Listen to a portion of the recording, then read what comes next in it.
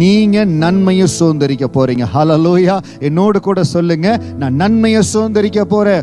உத்தமர்களோ நன்மையை சுதந்தரிப்பார்கள். தேவனுக்கு முன்பாக உண்மையாய் காரியங்களை செய்கிறவங்க, உத்தமமாய் நடக்கிறவர்கள் நன்மையை சுதந்தரிப்பார்கள். மொர்தெகாய் தேவனுக்கு முன்பாக உண்மையாய் உத்தமமாய் அவன் நிற்கிறான், நன்மையை சுதந்தரிக்கிறான். ஆனால் அவனுக்கு விரோதமாய் எழும்புகிற ஆமானோ பொல்லாத வழியில நடத்துகிறான், பொல்லாத வழியை மேற்கொள்ளுகிறான். அவனுடைய முடிவு தான் வெட்டின குழியில தானே விழுந்தான்.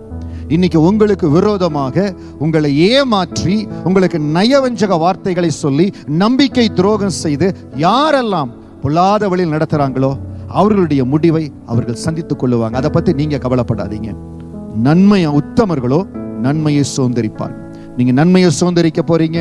தேவனுடைய சமூகத்துல உண்மையா உத்தமமா ஓடுங்க.